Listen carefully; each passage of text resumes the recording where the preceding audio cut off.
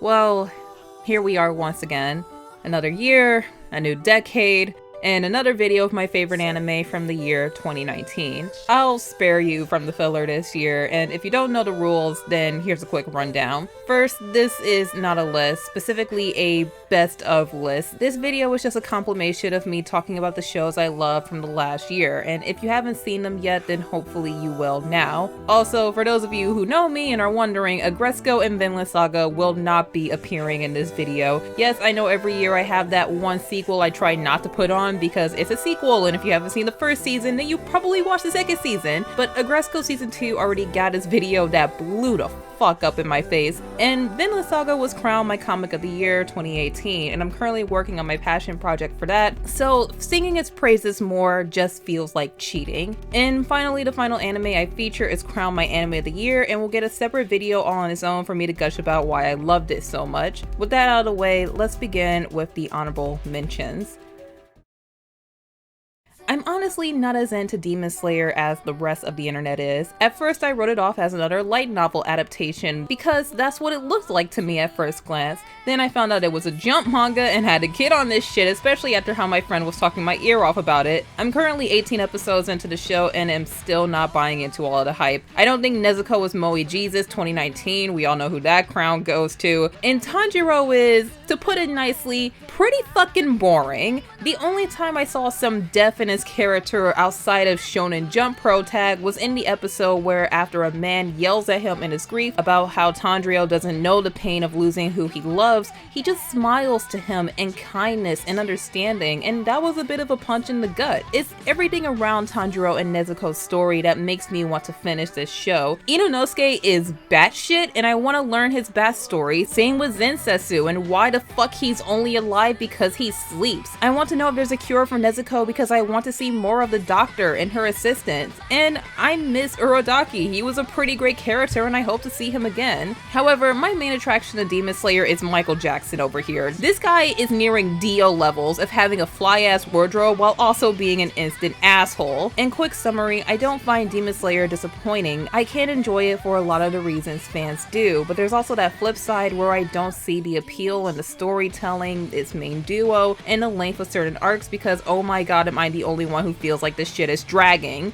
But I do plan on finishing Demon Slayer and I'm giving it the this is fine stamp until I do. I don't know if it will be soon. I would like to finish it with the dub, but whenever it happens, it will happen, and if there's a second season, I'll probably be watching that as well. Given gets an honorable mention because I didn't expect to like it so much. I was more than happy to let this quietly slip by, especially since my Fujo ass was gearing up for my magical yaoi anime coming out this year, but another friend was talking my ear off about this show, and despite my distaste for teenagers and their relationships, I gave it a chance. And after 3 episodes, I wasn't expecting to laugh my ass off so much. I'm not shitting you. I'm giving Given a recommendation to interested Fujos because it made me laugh, along with other minor things, seeing how I'm so early into the show. I do enjoy the music and I appreciate that the characters are actually playing their instruments. Granted, it's not as smooth as I'd like it to be. It definitely doesn't have the craft of Kids on the Slope, but it's a show where I quickly understood the hype and heavily enjoying, and I'm honestly looking forward to finishing this more than Demon Slayer, sorry not sorry, and I have no trouble recommending Given to those interested. This show is fucking weird, man. In all honesty, the only reason why I'm going to finish this show is for the additional cast members joining the second season. Say about that what you will, but Isekai didn't fail to put a smile on my face. I love Konosuba and Overlord, hate ReZero, and enjoy Tanya. Seeing them all together here is oddly charming. And I'm not isekai trash, I only pay attention to at least one show a year, but the writers of this show clearly knew what they were doing. Every character is paired well, the jokes are actually funny, and again, this show is strangely charming, which is why I'm shouting it out. I honestly forgot to finish watching Isekai, and again, say about that what you will, but I will be finishing it, partly because I applaud the people who made it and am hoping that it keeps its momentum in the final 6 episodes, and mostly because of my love for the cast joining in season 2. I recommend Isekai Quartet only if you are the finest quality of trash. One Punch Man Season 2 does not suck and I do not hate it. Do I still have major problems with it? Yes. Does it still feel like a waste? Yes. Do I still feel cheated by it? Yes. Yes, I fucking do. But I do not hate it. If anything, what I hate more about One Punch Man is the fucking video I made, which got blocked repeatedly, causing me to upload a mirror after 2 fucking days of editing that I was forced to do after the file was corrupted and the video was 90% complete. Anyway, while One Punch Man 2 does sting me on a production level, it doesn't disappoint me when it comes to writing. I know many will say otherwise compared to one's other work, but to me, I think Season 2's themes and exploration of its characters is stronger than the first. It was a delight to finally see Fubuki and King. I enjoyed a deeper exploration of Saitama's depression, and Gaara was an amazing villain who really makes me hope we receive a 3rd season to see more of his struggle and journey. But if not, then there's always the manga. All in all, despite my less than kind words on OPM 2, I enjoyed it for what substance it had. Though my disappointment is immeasurable and my day is ruined by JC's leech-like treatment of this show and his fans, I'm still recommending to at least give it a try. And if not, again, there's always the manga. Beastars was the final anime I wanted to watch before I was content enough to make this video. I've seen the manga on my Twitter TL all throughout 2018 and 19 and never looked into it because I knew it was something I wanted to go into blind. I was expecting a dark detective manga. I mean, look at this cover, what else does it tell you? What I get was, to put it nicely, far from what I was expecting. I did enjoy Beastars. I enjoyed and appreciated Leglo's anxiety and depression, Lewis strongly keeping up his mask while hiding who he really is. Though if you've seen many stories like this, you already saw it coming, but the last thing I did when learning about his character was roll my eyes, and I think that's worth some praise. And Haru's arc throughout the 1st season was my main attraction to finish the show instead of putting it on the back burner. It's always nice to see a character like her in control of their sexuality and being unapologetic about it, while also having personal struggles and passions. I also appreciate that Beastars is a CGI anime, something I never thought I would say. Japanese and CG can be like water and oil. Jesus Christ, David Pro, please don't give JoJo away to a team that will CG the horses in part 7, I'm begging you. But this is Studio Orange, the folks behind Land of the Lustrous. So yeah, good hands.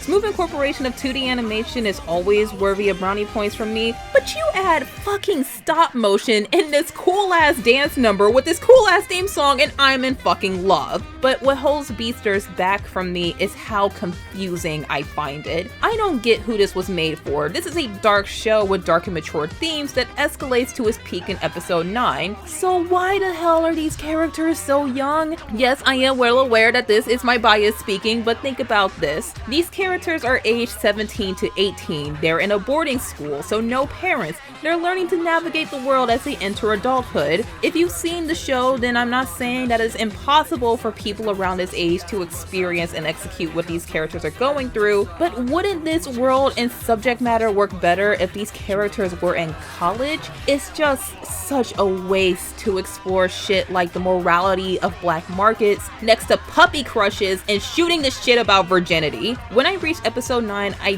desperately wish this was a detective anime I was hoping for because it would have worked better to me. Having these characters be so young holds Beastars back from being the adult show that I think it is and isn't trying to be. It just makes me wonder why. Why not go all the way? Because it just doesn't seem, for lack of a better word, appropriate for this world that was built and the storylines written. I'm looking forward to season 2 and I'm so excited for it to drop on Netflix with the English dub. I'm really curious about that and I can't wait to check it out. But for now, I need to let Beastars settle with me and admittedly allow myself to get into the character's world more. I have fun with it, but not as much fun as I could have.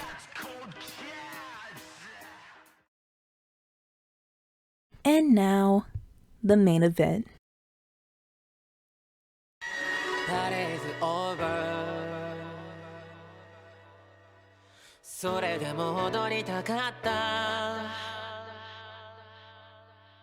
RORO took this year's award for anime to instantly get my dick rock fucking hard. This show looks fucking amazing, the setting is fucking amazing, the world building is fucking amazing, everything about the first fucking episode is fucking amazing. Even RORO is amazing. I never once hated this character, and that's the highest compliment I can give to works with children characters because I fucking hate kids. RORO is a show that evolves throughout its 24 episodes, is built as a revenge story and doesn't steer away from it. Hakimaru and RORO are surrounded by diverse characters, each with their own circumstances and burdens as they inhabit a land plagued with unrest. A doctor who makes prosthetics for the dead, a ruler who gave his son to demons for good and greed, a demon who learns to become more human with the help of a character who on the surface has base humanity. And then there's the two-part episode, The Story of Moriko's Song. This episode is tied for the best single episode of the year for me. RORO was already amazing, but this episode alone is so heavy, so loving, heartbreaking, so complex and adoring and mature and emotional. It makes me want to cry just thinking about it. It's everything that this anime is about in a single two-part episode. It's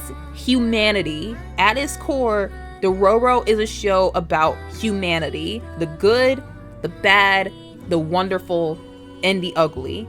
And I adore this anime for that. It's more than just a feast for the eyes, a gripping plot with gripping characters who made me sob. RORO is satisfying, brutal, uplifting, and discouraging all at the same time. But most important to me, it's thought-provoking. It makes me think about the philosophical questions to man's search for meaning, humanity, the greater good, and redemption. These are questions that all of us struggle with and fail to agree on in the jury of society. Questions that the original manga absolutely failed to make me do. I'm not sorry, Tezuka fanboys, but RORO's manga isn't worth your time. This remake absolutely is, and Studio Mappa should be damn proud of themselves because this is the perfect remake.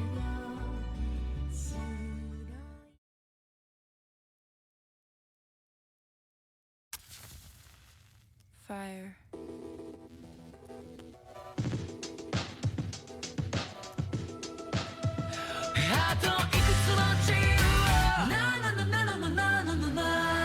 So, am I the only one who feels as though horror anime kinda sucks? I mean, there's horror, right? Your Tokyo Ghouls, another Sankareya, you know, PG-13 bullshit.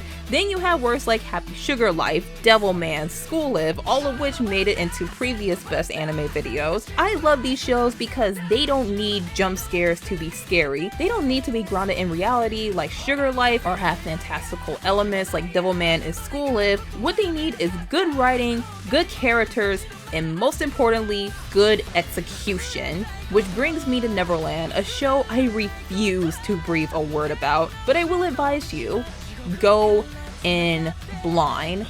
Watch and complete the first episode. If the first episode doesn't appeal to you, then move on to something else.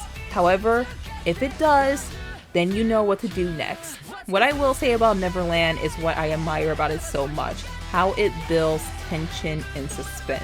Neverland doesn't spoon feed you. You're just as much left in the dark as our characters. You are constantly questioning the world our heroes are trapped in and the motivations of those they suspect.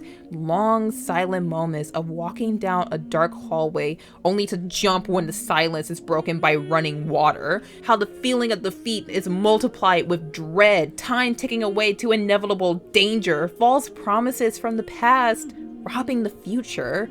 Every episode, I was on the edge of my seat, heart pounding, hands sweating, minds racing with question and hope, all building up to an explosive ending with a powerful and satisfying payoff. However, I knew victory would be short, and this was just a taste of it. What's to come will be far worse than what we witnessed.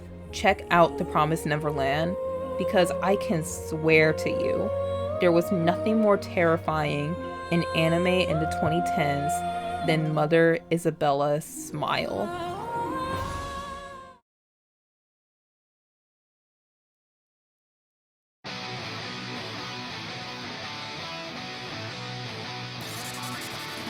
Every year there's just one isekai, the one that stands out from the sea of, I got destroyed by Truck-kun and now I'm here for some goddamn reason. No Game No Life, Overlord, Konosuba, and Slime all stood out because they managed to hook the bait just right. This year, Shield Hero took that crown because let's face it, part of the reason why isekai will get as big as it is if they have a good studio behind it and Kevin goddamn Bacon. In all seriousness, I loved every moment of Shield Hero and kept up with it weekly. Oddly enough, I enjoyed this show for how angry it made me. The rage that burned in the blackest pits of my soul every time I saw this fucking bitch and her fucking lapdog appeared, only to be quenched by getting the shit kicked out of their pride, was therapeutic to me. Naofumi was already an awful bastard in his past life, and getting knocked all the way down to rock bottom's basement was both uncalled for and necessary for his story. How his heart gets twisted, how he makes questionable decisions, but how he still does the right thing because this world is teaching him to do good even though he's viewed as evil. Naofumi doesn't spend the first half of the story as the shield hero, rather a businessman with his own interests seeking compensation from those he visits. He has little interest in clearing his name. Instead, he wants to keep those he cares about safe, even if he doesn't show it. And I love that about him. It's part of what made me enjoy the story so much during the first half, excluding the anticipation for revenge. What made me love Shield Hero even more is how Naofumi is surrounded by a cast of lovable and strong characters who pulls him away from the darkness he risks descending into. These characters are willing to do anything for each other, whatever it takes, and I adore that about them. In the ending they get, and yes, best girl, Raphtalia is my daughter and I will love and protect this child with my life! The adventures of Naofumi, Melty, Philo, Raphtalia, and the rest to come was much sweeter and more engaging than the eventual revenge that was to take place. I'm ecstatic for the second and third seasons, however I still plan on reading the light novel because I heard the anime toned down a crap ton of things, including the revenge. I highly recommend Shield Hero as a character-driven adventure series and not a revenge story. And yes, Kevin God damn Bacon. And if it isn't your cup of tea, then Ascendance of a Bookworm got its anime this year and I enjoyed this manga, so yeah, it's chill. But it doesn't have Best Girl 2019 and Kevin goddamn Bacon.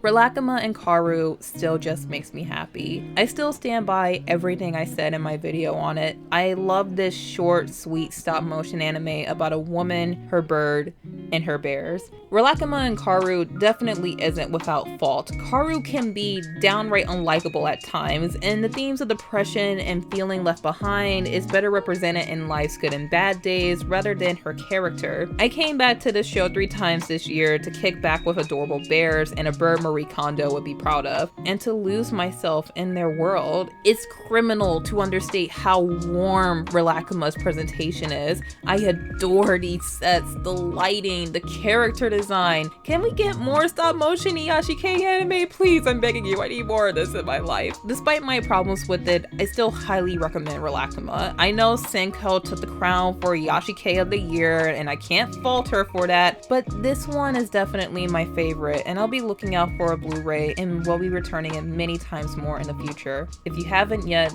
do yourself a favor and spend a rainy afternoon with a woman, her bird, and her bears.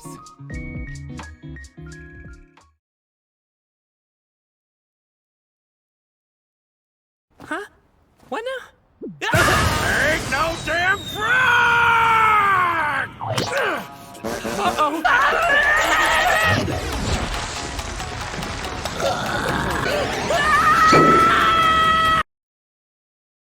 Utterly sexy! Utterly sexy! Sora! Utterly sexy! I went into Sarazanmai completely blind, and I think you should too. All you need to know is that this is from the mind of Kunihiko Ikuhara, director of Sailor Moon, Penguin Drum, and Utena, and this is a show about 3 young men who turn into Kappa to save those they care about. Sarazanmai had me from episode 1 and didn't let me go. At first, it was a gut-busting comedy with clever direction and animation. Then it's a moving character drama. Then it examines depression, loneliness, regret, all leading up to an explosive conclusion that had me on the verge of tears. This isn't the first time Ikuhara has discussed the themes prevalent in Sarazanmai. Much of the reason why I keep an eye on him is because he has a story to tell and a message to send. He's been doing this shit since the 90s and is still going strong. I have yet to see Utena and Penguin Drum. I'm bad, I know, but Sarazanmai is currently my favorite anime from him because he shocked me in the best of ways. I was so invested in these characters and their stories that I wanted nothing but the best for them, knowing they couldn't have it, and that's painful. You already know that we don't get what we want. That's just how the universe works. But when you watch it on screen with people who feel just as real as you are, it's a horrible reminder of how much shit can and can't suck in this day and age. But it also reminds you that when people love each other so much, they will go as far as allow themselves to burn for that person. That's because there's so much good in this world. It's difficult to see that, as some may go finding and executing that in the worst ways, and that good will fade into complete silence before your eyes, leaving you exhausted and confused as you wonder where that good and love went, not allowing yourself the time to see it because you're so scared. It will appear in unlikely ways, that good and the bad and the ugly, but you don't have to go about it alone. No one has to be alone in this world where connection is easier than it's ever been before. If you're lonely, if you're hurting, if you need a reminder that you are strong and the pain you feel will fade, this is that reminder. Sora! Sarazanmai! Ohayo Sekai, good morning, Oh hey, Bill Nye Saves the World suddenly got fucking amazing! I waited a long time for this show. Yes, I've never read the manga, but I fucking voted for this anime to happen, and I'm fucking proud of myself, so it counts! Don't ask me what it counts for. There's only one word that defines my feelings for Dr. Stone. Excitement. Yes, it's for the historical and scientific reason, oh you know me so well, but it's also for a philosophical reason. The Stone Wars are going to be fucking incredible due to the 2 minds behind the madness. When watching Senku make antibiotics and cola and Tsukasa menacingly wait in the shadows as his army grows, an enormous amount of passion is invoked out of me. I'm a humanist, meaning I believe in the greater good of the individual and humanity, and I want the best for all living things. I honestly wish humanity would be universally paused so that the world would be allowed to reset. But the cost of such a thing is too great and is already foolish enough how the planet is being killed by rich fucks, but when death is factored into that mix, yeah, no, that's going too far. But if you had the chance to take the world back while it stands at square one, how would you do it? Do you want to go to the moon and stay there, or start from scratch to construct your ideal future? Do you take into consideration the economics and evolution of fair trade labor, or do you build a society where all are equal regardless of roles, no matter the cost? Do you hunt or do you protect? Do you rule or do you lead? Do you risk it all or risk only few? This is only the surface of my passion and depth of Dr. Stone's conversation. The fun comes from watching these characters explore the world of science while also learning the history of bombs and gunpowder. But in his heart, Dr. Stone beats knowledge and awareness of all that's built in the greater good of those living and deceased individuals, or at least it is to me. And another reason why I adore Stone so much, its diversity of subject allows people to draw different conclusions. And I want to know what those thoughts are. I want to listen to those conversations being had. I want to know why people process the way we do. I want to know why these 7 billion can't be stable as a species when we are as our own as society. It's infuriating. Oh my god. So many questions. So many answers. But hell yeah, man. I'm excited to explore them all.